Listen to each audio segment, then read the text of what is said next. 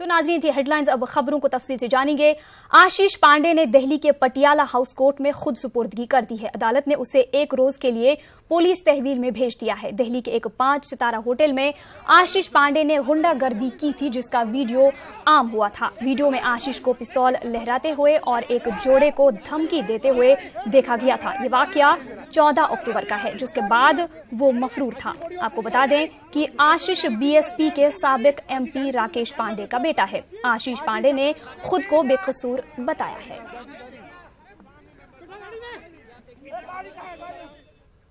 RSS का आज 93वां योम तासीस है। इस मुनासिबत से एक तकरीब से खिताब करते हुए आरएसएस चीफ मोहन भागवत ने कहा कि अयोध्या में जल्द से जल्द राम मंदिर बने। उन्होंने कहा कि सियासत न होती तो बहुत पहले राम मंदिर बन जाता। मोहन भागवत ने कहा कि सरकार कानून बनाकर राम मंदिर बनाए। उन्होंने कहा कि हमें खुद को मजबूत करना होगा ताकि कोई हम पर हमला करने की जुर्रत न कर सके। तकरीब में मेहमान खुसूसी के तौर पर नोबेल इनाम याफ्ता कैलाश सिथार्थी ने शिरकत की, जबकि मरकजी वजीर नितिन गडकरी भी तकरीब पर मौजूद थे।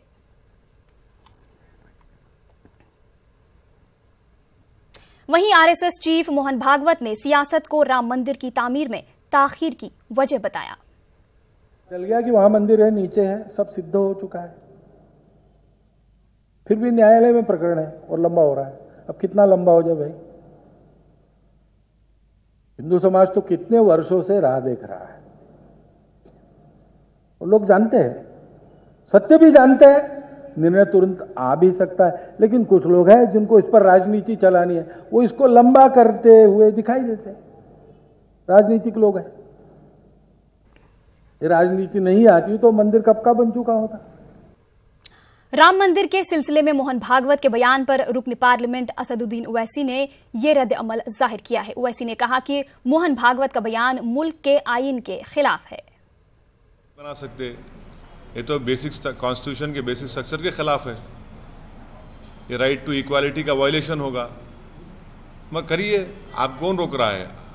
आप टोटलिटेरियन आइडियोलॉजी में भरोसा करने वाले हैं, यकीन करने वाले हैं।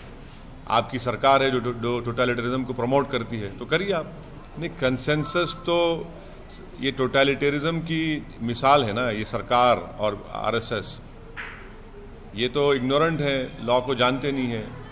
वो ये चाहते हैं कि अपनी बात को सच साबित करने के लिए कुछ भी करना चाहते हैं लोग। Because this is a clear example when a nation is converted into totalitarianism. This is an example of that. So RSS and BJP believes in totalitarianism.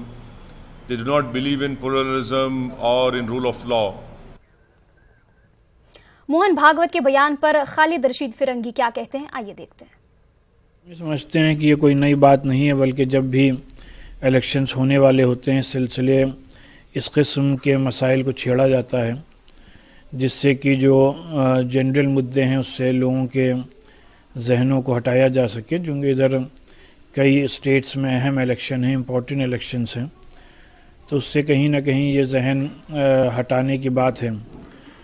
और हम लोग का ये मानना है कि अयोध्या का सिलसिले का हल सिर्फ सुप्रीम कोर्ट से हो सकता है, और यही नेशनल इंटरेस्ट में भी बात है कि तमाम लोग सुप्रीम कोर्ट के फैसले का इंतज़ार करें।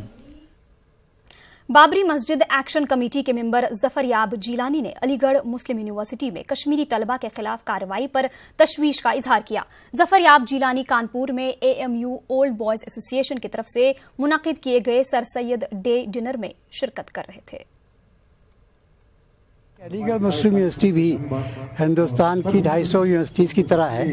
वहाँ के लड़के भी जज्बाती जोशीले होते हैं, जैसे BHU के हैं, इलाहाबाद के हैं, JNU के हैं। तो यकीनन लड़कों से अगर कोई गलती है तो यूनिवर्सिटी एडमिनिस्ट्रेशन उसके लिए डिसिप्लिन कमेटी बनाता है, उसके रूल्स हैं। यूनिवर्सिटी उस पर कार्रवाई अपने अंदाज में कर रही है। हमें उसको इतना ज़्यादा out of proportion blow up नहीं करना चाहिए। ये सेडिशन का जुर्म सिर्फ एक नारे से नहीं होता है, नमाज पढ़ने से नहीं होता है।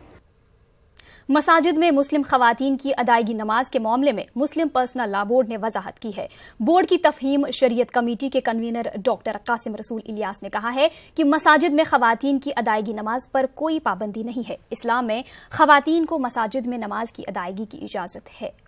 कासिम रसूल इलियास हैं, all India Muslim personal law board के मेंबर हैं। डॉक्टर साहब, तफहीम शरीयत कमेटी के आप मेंबर हैं, क्या समझते हैं जिस तरह की बात आ रही है कि दाखिले को लेकर पिटीशन सुप्रीम कोर्ट तक पहुंच गई है? खाने काबा में, मस्जिद नबवी में खवातीन आती हैं, नमाज पढ़ती हैं, और यहाँ भी हिंदुस्तान के अंदर भी और दुनिया के बेशतर ममालिक में भी हर जगह मस्जिद में खवातीन के दाखिले की इजाज़त है। मसला सिर्फ इस बात का है कि उनके लिए अलग प्रोविजन होना चाहिए, उनकी दाखिले के गेट अलग होनी चाहिए, उनके लिए पढ़ने का इंतजाम अलग होना चाहिए। जहाँ इसकी फैसिलिटीज मौजूद है वहाँ पे ये चल रहा है सिलसिला। लेकिन हम देख रहे हैं रिवाज के तौर पर बहुत सारी मस्जिदें हैं, आमतौर से जो मस्जिदें हैं उनमें खवातीन नहीं जाती हैं। नहीं, देखिए, न जाने की वजह यह है कि खवातीन पे नमाज मस्जिद में फ़र्ज नहीं है, ऑप्शनल है। वो आना चाहे तो आ सकती है, ना आना चाहे तो नहीं आ सकती। खवातीन कम आती हैं, अदरवाइज खवातीन के आने पर कोई पाबंदी नहीं है। तो फिर जब पर्सनल लॉ बोर्ड इस मामले में आगे बढ़कर क्यों नहीं कह रहा है कि इस तरह की इजाज़त है और कोई दिक्कत नहीं है?